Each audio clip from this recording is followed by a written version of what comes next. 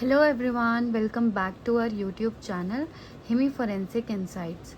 My name is Imani Rana and today we are discussing about the third type of change, that is later changes or late changes after death as the sign of death under forensic medicine or anthropology.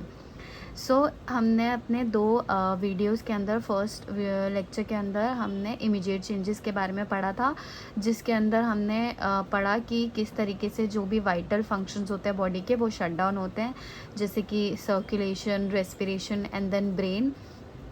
Early changes के अंदर हमने पढ़ा कि किस तरीके से skin, tissues, muscles और हमारी आई के अंदर फर्दर चेंजेस आते हैं।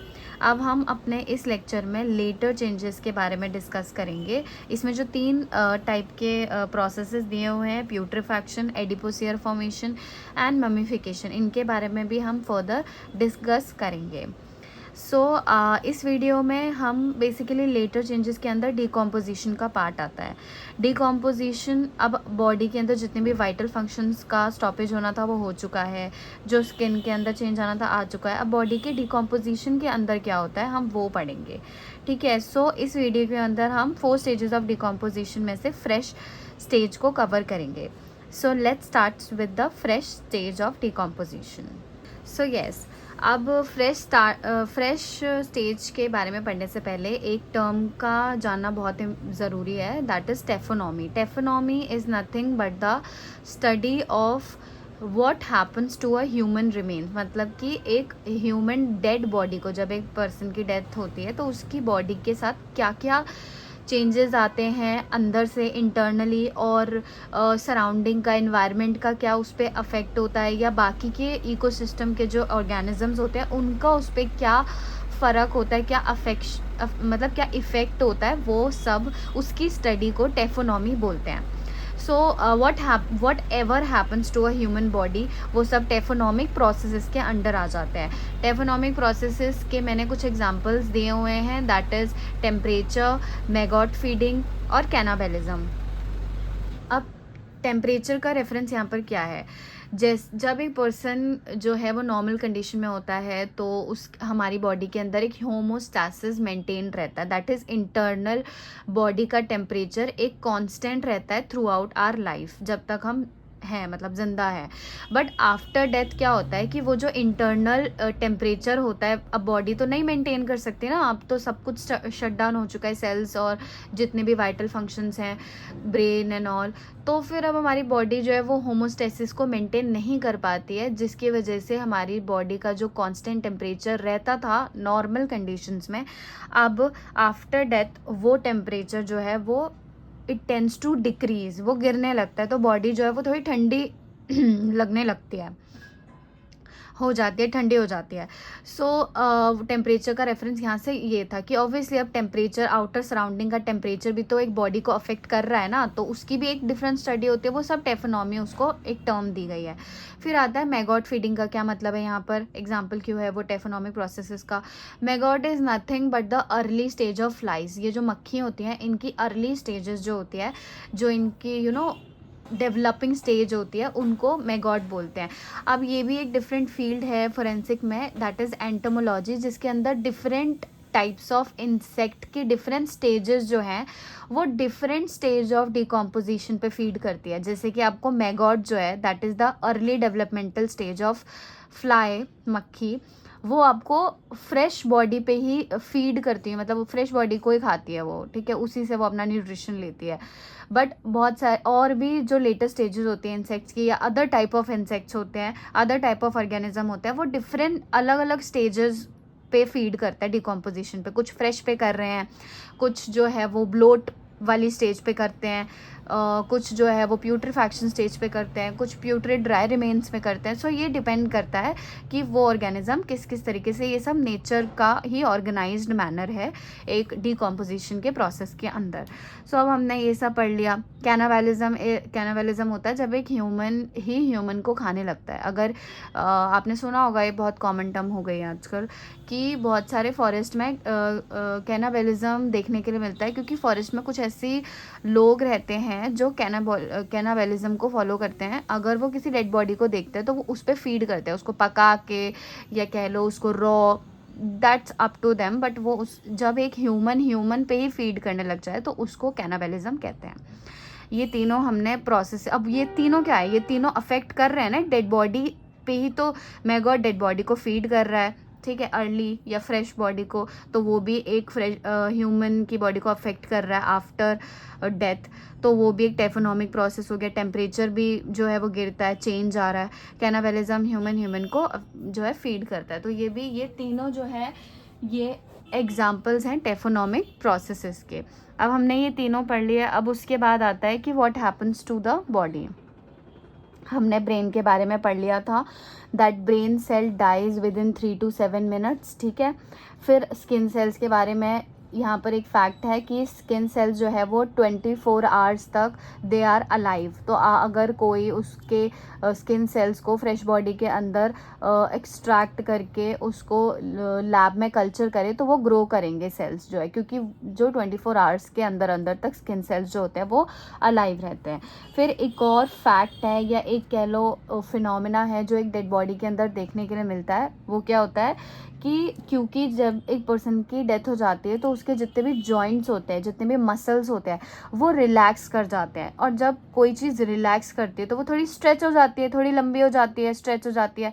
तो इसीलिए ये एक फिनोमेना देखने के लिए मिलता है डेड बॉडीज़ के अंदर कि उनके रिलैक्सेशन ऑफ जॉइंट्स और मसल्स की वजह से उनकी जो हाइट है, डेड बॉडीज़ की जो हाइट है, वो कुछ सेंटीमीटर्स में एक इंक्रीज़ देखने के लिए मिलता है। So it's very interesting fact about a dead body कि एक इंक्रीज़ इन हाइट होता है, that is up to 3 centimetre तक होता है। अब आ जाता है कि DNA is very vital part of our body, और every cell of our body contain its own DNA. हर सेल के पास अपना डीएनए होता है, पर और डीएनए की एक टेंडेंसी होती है कि वो डिग्रेड भी जल्दी होता है, ठीक है। तो अगर सेल्स में होगा, स्किन में होगा, मतलब स्किन के सेल्स में होगा, टिश्यूज़ में होगा, तो डिग्रेड हो जाएगा, ठीक है। अगर फॉर एग्जांपल मान लो कि कोई केस है, फोरेंसिक केस है आर्सन का, ठीक है। अब उसके अंदर आपको फ्रेश स्किन सेल्स तो मिलेंगे नहीं कि आप उसको जाकर उससे आप जेंडर पता लगा सको या जितने भी पैटर्निटी इश्यूज़ ये सब पता लगा सकते हो, रिलेशन क्या है, रिलेटिव्स ये सब पता लगा सकते, नहीं हो सकता, क्योंकि आर्सन केस में जो बॉडी है वो पूरी तरीके से जल जाती है, या फायर के केस में, किसी भी केस में। और या आप ले लो फॉर एग्जांपल कि एक डेड बॉडी है, ये एक केस है जो बहुत टाइम तक था और फिर उसको बाद में खोला गया, क्योंकि डेड बॉडी जो है वो बहुत ईयर्स बाद मिली, ठीक है। तो अब उसके सिर्फ स्केलेटल रिमेन्स मिले, तो आप डीएनए कहाँ से लोगे, ठीक है। तो तब उस सिचुएशन में डीएनए जो है वो बोन से एक्सट्रैक्ट किया जाता है, ठीक है। तो बोन से आप एक्सट्रैक्ट करते हो तो सबसे ज़्यादा फेवरेबल होता है फीमर बोन से एक्सट्रैक्ट करना। फीमर बोन से एक्सट्रैक्ट किया जा सकता है, सबसे कॉमन होता है। Femur is our body's longest bone, जो हमारी थाई बोन होती है, ठीक है, फीमर। और हमारा क्या बोलते हैं, मोलार टीथ से ले सकते हो, रिब से ले सकते हो, बट सबसे कॉमनली जो है वो फीमर बोन से ही एक्सट्रैक्ट किया जाता है, ठीक है। फिर उसके बाद आ जाता है एक फिनोमेना की बात करेंगे अब हम इसके बाद, दैट इज़ लिवर मोटिस। अब between 20 to 120 minutes after death liver mortise occurs. Liver mortise होने लगता है, जिसको वेरी कॉमनली हाइपोस्टैसिस भी बोलते हैं। हाइपोस्टैसिस ही कॉमनली लिवर मोटिस का नाम आपको नेट जैसे एंट्रेंस एग्जाम में देखने के लिए मिलेगा। लिवर मोटिस वो जनरली नहीं मेंशन करते हैं, so don't get confused with the two, ये दोनों सेम ही हैं। बस याद रखना कि हाइपोस्टैसिस, लिवर मोटिस को हाइपोस्टैसिस भी बोलते हैं। लिवर मोटिस क्या होता है? लिवर मोटिस होता है कि जब हमारी बॉडी के अंदर, सिंपली अगर मैं आपको सिंपल भाषा में समझा देती हूँ, फिर उसके बाद हम थोड़ा रीड करके देख लेंगे कि क्या सेम है क्या अलग है। लिवर मोटिस जो होता है वो हमारी बॉडी के अंदर पर्पल और रेडिश कलर का डिसकलरेशन होने लगता है एक डेड बॉडी के अंदर after some time, that is 20 to 120 minutes के बीच के अंदर हमारी बॉडी के अंदर, हमारी नहीं मतलब डेड बॉडी के अंदर एक पर्पल, रेडिश पर्पल कलर का डिसकलरेशन देखने के लिए मिलता है, मतलब स्टेन्स हो जाते हैं, ठीक है। डिफरेंट बॉडी पार्ट पे आपको स्टेन्स या फिर डिसकलरेशन देखने के लिए मिलेगा। डिसकलरेशन मतलब नॉर्मल कलर से कुछ अलग सा, मतलब स्किन कलर से थोड़ा डार्क पर्पलिश या रेडिश ऐसे डिसकलरेशन देखने के लिए मिलते हैं। अब ये क्यों होता है? क्योंकि जब नॉर्मल कंडीशंस में या डेड बॉडी में भी आफ्टर अ टाइम, एक पर्टिकुलर टाइम तक तो जो ब्लड होता है वो ब्लड वेसल्स के अंदर सेटल्ड रहता है, ठीक है। लेकिन एक पॉइंट ऑफ टाइम के बाद ब्लड वेसल्स के अंदर से और ब्लड सेल्स के अंदर से जो ब्लड है वो रिलीज होने लगता है, ठीक है, विद टाइम। क्यों होता है? क्योंकि विद टाइम जो ब्लड सेल्स होते हैं वो हीमोलाइज करते हैं। हीमोलाइज का मतलब होता है वो टूटते हैं, वो उनका ब्रेकआउट होता है, वो ब्रेकेज हो जाता है उनका। हीमोलाइज का मतलब होता है टूटना। तो जब ब्लड सेल जो है वो ब्रेक डाउन होता है उनका, जब वो टूटते हैं तो उनके अंदर से एक पिगमेंट, जो हमारी बॉडी के ब्लड के अंदर कौन सा पिगमेंट होता है? हीमोग्लोबिन। तो वो हीमोग्लोबिन पिगमेंट निकलता है और वो डिफ्यूज़ करता है। डिफ्यूज़ मतलब वो मिक्स होने लगता है, या डिफ्यूज़ मतलब उसका डिफ्यूजन होने लगता है इनटू द सराउंडिंग टिश्यू। जो भी हमारे ब्लड सेल्स के आसपास का जो भी सराउंडिंग टिश्यू होता है उसके अंदर जो है वो हीमोग्लोबिन पिगमेंट जो है डिफ्यूज़ करने लगता है। और जो और डिफ्यूज़ करने के बाद वो फर्दर मेटाबोलाइज का मतलब क्या होता है कि वो फर्दर डिफरेंट चीज़ में कन्वर्ट हो रहा है। उसका जो केमिकल स्ट्रक्चर है वो किसी और चीज़ में मेटाबोलाइज हो रहा है, चेंज हो रहा है, कन्वर्ट हो रहा है। तो जब हमारा ब्लड सेल्स था, ठीक है, ब्लड सेल टूटा, एक पॉइंट ऑफ टाइम तक तो ब्लड जो है वो ब्लड वेसल्स तक, कैपिलरीज तक सेटल रहते हैं, बट एक पॉइंट ऑफ टाइम के बाद जो है वो ब्लड सेल्स जो है वो टूटते हैं। ब्लड सेल्स टूटे, उनके अंदर से जो पिगमेंट है ब्लड का, हीमोग्लोबिन, वो निकलता है। वो निकल के टिश्यूज़ में, जो आसपास के टिश्यूज़ होते हैं उनसे मिक्स हो जाता है, डिफ्यूज़ हो जाता है, और फिर मेटाबोलाइज होके, कन्वर्ट होके, चेंज होके एक कंपोनेंट बनाता है जिसको बोलते हैं sulpha haemoglobin, which is very important with respect to net में बहुत बारी पूछा गया है, तो इसको याद रखना, ध्यान रखना। वो कन्वर्ट होता है या मेटाबोलाइज होता है सल्फा हीमोग्लोबिन में, जो कि अगेन वो ही सल्फा हीमोग्लोबिन की वजह से ही ग्रीनिश डिस्कलरेशन देखने के लिए मिलता है बॉडी के अंदर, ठीक है। ये होता है livor mortis. Livor mortis nothing but the discolouration of the body, जो कि रेडिश या पर्पल देखने के लिए मिल सकता है, ग्रीन भी हो सकता है। ग्रीन होता है सल्फा हीमोग्लोबिन की वजह से। क्यों होता है? ब्लड पहले सेटल रहता है, फिर वो लीक हो जाता है कैपिलरी ब्लड सेल से, और फिर जो उसके अंदर का पिगमेंट होता है हीमोग्लोबिन, वो टिश्यूज़ के आसपास जो होता है वो डिफ्यूज़ होने लगता है। डिफ्यूज़ होके वो कन्वर्ट होता है, मेटाबोलाइज होता है किस में? सल्फा हीमोग्लोबिन में, और फिर वो ग्रीनिश डिस्कलरेशन भी देता है। अब it is very important to note कि सल्फा हीमोग्लोबिन पिगमेंट जो है ना वो एक डेड बॉडी के अंदर ही मिलेगा। हम एक साइन ऑफ डेथ पढ़ रहे हैं, साइन ऑफ डेथ के अंदर डिफरेंट चेंजेस पढ़ रहे हैं, तो ऑब्वियसली ये सारे के सारे फिनोमेना एक डेड बॉडी के अंदर ही देखने के लिए मिलते हैं, ठीक है। सो सल्फा हीमोग्लोबिन जो है वो आपको सिर्फ और सिर्फ डेड बॉडी के अंदर ही देखने के लिए मिलेगा। नॉर्मल कंडीशंस में ये आपको देखने के लिए नहीं मिलेगा। पर हाँ, अगर कोई specific types of drugs consume कर रहा है, जैसे कि सल्फानोअमाइड्स, तो ये कंपोनेंट उनकी बॉडी में, उनके ब्लड में पाया जा सकता है, बट कॉमन कंडीशंस में, नॉर्मल कंडीशंस में नहीं होता। फिर आ जाते हैं हमारे ब्लड पे। ब्लड के साथ क्या होता है? अभी तक हमने पढ़ा कि ठीक है, ब्लड जो है वो लिवर मोटिस होने का क्या मतलब होता है, वो हमने ब्लड का ही बेसिकली जो भी है प्रोसेस है जिसकी वजह से लिवर मोटिस होता है। अब ब्लड के अंदर क्या होता है, ब्लड की क्या क्या कैरेक्टरिस्टिक्स जनरली होती हैं, और वो एक डेड बॉडी में कैसे होती हैं, अब हम वो देखेंगे। तो जनरल बॉडी में क्या होता है, अगर आप नॉर्मल हो, ठीक है, आप अलाइव हो, या हम सब लोगों को अगर चोट लगती है, ठीक है, अगर छिल गया या कट हो गया, एक कट लग गया, तो ब्लड जो है वो थोड़े टाइम तक बहता है, निकलता है, फिर उसके बाद क्लॉट बन जाता है एक पर्टिकुलर टाइम पीरियड के बाद। पर डेड बॉडी के अंदर क्या होता है, जो ब्लड है वो लिक्विड फॉर्म में ही रहता है within the circulatory system after death, then coagulating because of the release of fibrinolysis. अब हमारी बॉडी में जो फिब्रिनोजन होता है, फिब्रिनोजन की वजह से हमारी बॉडी में नॉर्मल कंडीशंस में जो ब्लड है वो रिलीज़ ही नहीं होते रहता है, वो क्लॉट बन जाता है फिब्रिनोजेन की वजह से नॉर्मल कंडीशंस में, जब एक अलाइव पर्सन की मैं बात करूँ तो। लेकिन जब एक पर्सन की डेथ हो जाती है तो उसकी सर्कुलेटरी सिस्टम में जो ब्लड है वो लिक्विड फॉर्म में ही रहता है और वो क्लॉट नहीं करता। क्यों? क्योंकि फिब्रिनोलाइसिन्स जो है वो रिलीज़ होते हैं फ्रॉम द कैपिलरी वॉल्स से रिलीज़ होते हैं और ये केमिकल्स फिब्रिनोजन को डिस्ट्रॉय कर देते हैं। जो हमारे ब्लड को क्लॉट करता था उसी को डिस्ट्रॉय कर देते हैं। कौन? फिब्रिनोलाइसिन्स। और फिर जो ऑब्वियसली फिर क्या होगा, क्लॉट जो है वो बॉडी में प्रिवेंट होंगे, मतलब बनेंगे ही नहीं। तो इसीलिए जो ब्लड है वो अपनी लिक्विड फॉर्म में ही रहता है एक डेड पर्सन की बॉडी में। ठीक है, it's very interesting to no.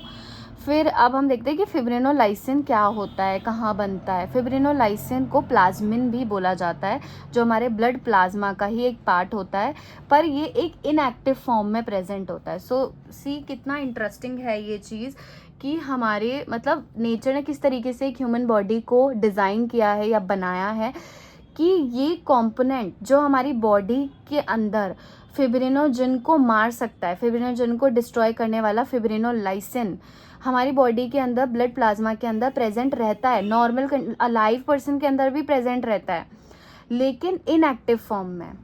समझ रहे हो? इनएक्टिव फॉर्म में प्रेजेंट रहता है, ताकि बॉडी जो है ऑब्वियसली अगर एक्टिव हो गया तो क्या होगा, ब्लड लॉस हो जाएगा, पर्सन की डेथ हो जाएगी।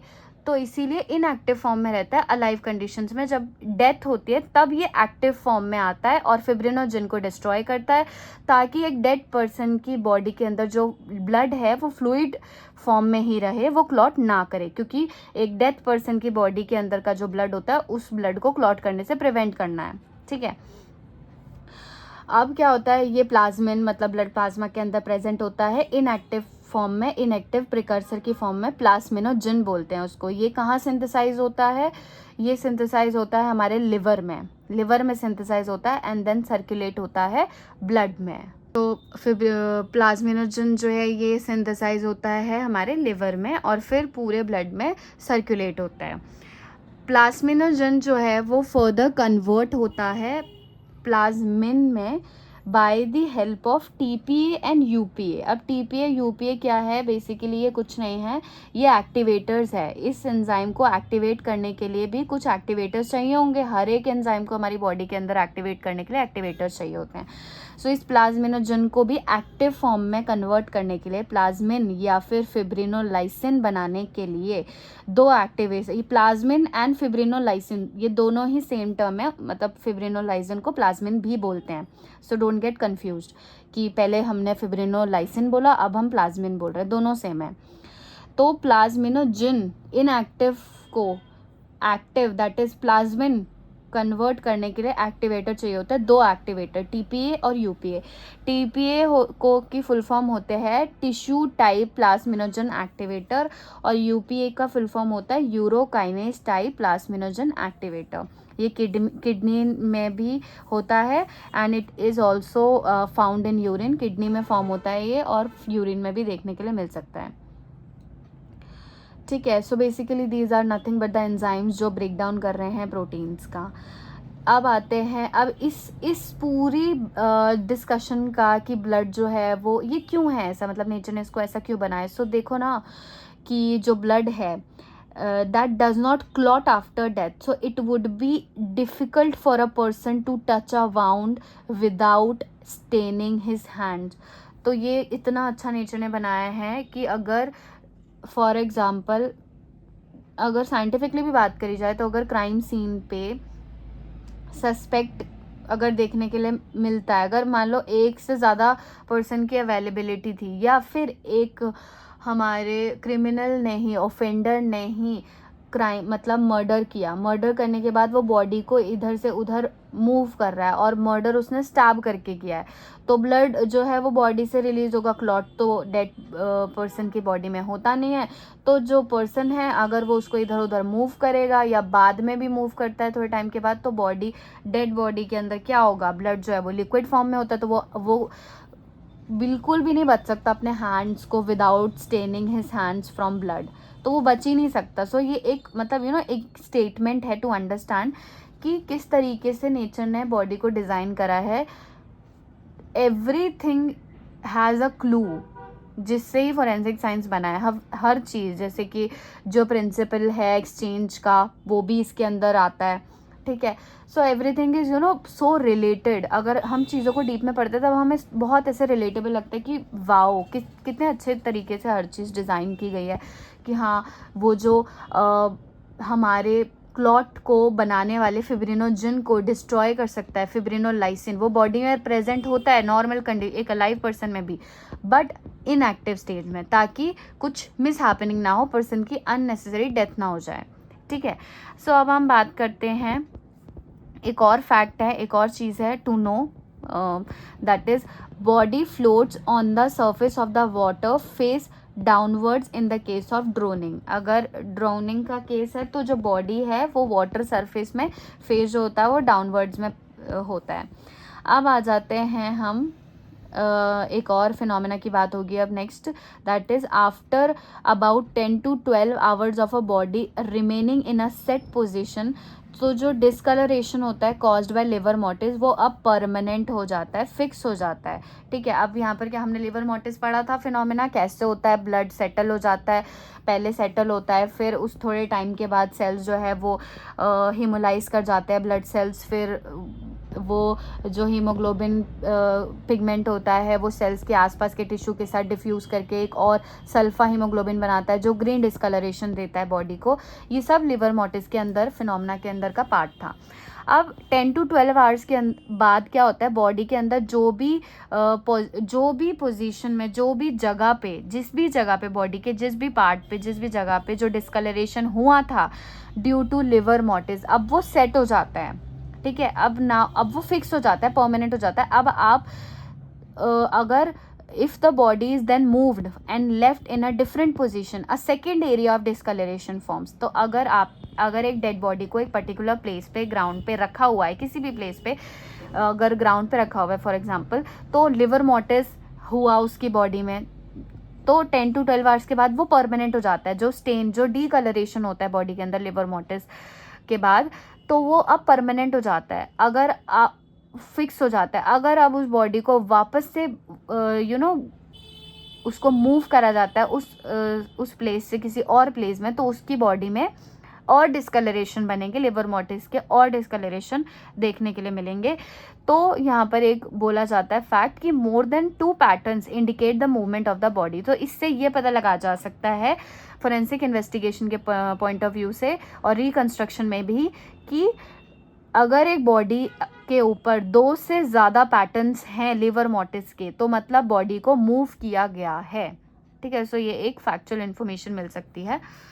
देन प्रेशर पैलर और कॉन्टैक्ट पैलर, ये भी हम पहले देख चुके हैं। अगर एक डेड बॉडी ने कुछ भी टाइट पहना है, या जनरली वुमेंस के अंदर जो ब्रास स्ट्रिप होती है वो देखने के लिए मिलती है, कि कोई मतलब किसी भी प्लेस पे अगर बहुत ज़्यादा डेथ से पहले जो है प्रेशर था, तो वो आफ्टर डेथ ना पेल लाइन बन जाता है उस एरिया में ना, पेल सी लाइन या पेल डिस्कलरेशन देखने के लिए मिलता है, ठीक है, पेल येलोइश, जैसे ब्रास स्ट्रिप्स। अगर एक वुमेन ने ऑब्वियसली वुमेन ब्रा पहनती हैं, तो ब्रास स्ट्रिप्स जो होती हैं वो ब्रास स्ट्रिप्स की वजह से जो शोल्डर्स पे जो पैटर्न फॉर्म होता है वो प्रेशर की वजह से पेल दिखने लगता है, वो बाद में भी देखने के लिए मिल सकता है। So it creates a pale lines. और स्ट्रैंगुलेशन के केस में, सुसाइड के केस में भी नेक पे जो है वो पेल लाइंस देखने के लिए मिल सकती है, तो उसे कॉन्टैक्ट पैलर या प्रेशर पैलर बोलते हैं, क्योंकि प्रेशर की वजह से पेल लाइंस एक्सर्ट हो गए। अब वो प्रेशर किसी भी तरीके से देखा जा सकता है। सुसाइड में स्ट्रैंगुलेशन, अब किसी को किडनैप करके उसके हैंड्स में अगर रस्सी बांध के फिर उसकी डेथ होती है, बाद में उसका मर्डर होता है, तो उसके हाथ पे भी जो है वो पेल लाइंस देखने, कहीं किसी भी बॉडी पार्ट पे अगर प्रेशर एक्सर्ट होगा तो पेल लाइंस देखने के लिए मिलती है, ठीक है। फिर आता है हमारा रिगर मोटिस। अब हमने लिवर मोटिस के बारे में पढ़ लिया, अब है रिगर मोटिस। रिगर मोटिस क्या होता है? After 3 to 4 hours rigor mortis occurs और starts and happen to the whole body in about 12 hours. मतलब 3 से 4 घंटे बाद रिगर मोटिस होने लगता है बॉडी में और 12 घंटे तक हो जाता है पूरा कंप्लीटली। और सबसे इंटरेस्टिंग चीज़ है कि स्टार्ट किस पार्ट से होता है रिगर मोर्टिस, मतलब स्टिफनिंग बॉडी की जो हार्डनेस होती है वो कहाँ से स्टार्ट होती है डेड बॉडी की, वहाँ से स्टार्ट होती है जो मसल हमारा सबसे ज़्यादा एक्टिवली मूव कर रहा था डेड बॉडी डेथ होने से पहले, वो उस मसल से सबसे स्टार्ट होता है रिगर मोर्टिस, उस मसल से स्टार्ट होता है, वो सबसे ज़्यादा स्टिफ मिलेगा। ठीक है, स्टार्टिंग रिगर मोर्टिस की उसी मसल से होती है जो बिफोर डेथ सबसे ज़्यादा मूवमेंट में था या सबसे ज़्यादा एक्टिविटी में था, या फिर सबसे स्मॉल मसल से शुरू होती है। ठीक है, अब रिगर मोर्टिस होता क्या है बेसिकली, थोड़ा डीप में अगर हम बात करें, रिगर मोर्टिस कैसे होता है, हमारी बॉडी के जो मसल्स होते हैं वो काफ़ी टाइम तक अलाइव रहते हैं। हमने अपने अर्ली चेंजेस के अंदर भी डिस्कस किया था, उसके जो टिश्यूज़ होते हैं वो अलाइव रहते हैं, मसल सेल्स।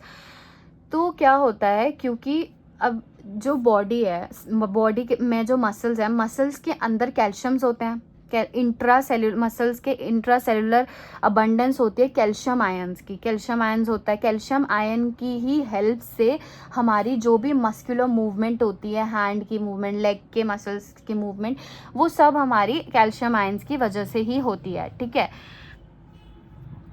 कैल्शियम आयन का बहुत बड़ा रोल होता है, क्योंकि वही हमारे दो प्रोटीन एक्टिन और मायोसिन की मूवमेंट कराते हैं, जिसकी वजह से उनका वो कॉन्ट्रैक्शन और रिलैक्सेशन कराते हैं, जिसकी वजह से हमारी बॉडी के मस्कुलर मूवमेंट्स होती है, हैंड मूवमेंट्स होती हैं। ठीक है, तो अभी क्या होता है कि वो मसल सेल्स के अंदर तो इंट्रासेल्युलर अबंडेंस है कैल्शियम आयंस की, कैल्शियम आयन तो भरा हुआ है पूरा पूरा। तो अब एटीपी तो है नहीं उसका यूज़ करने के लिए, ATP is the currency of our body.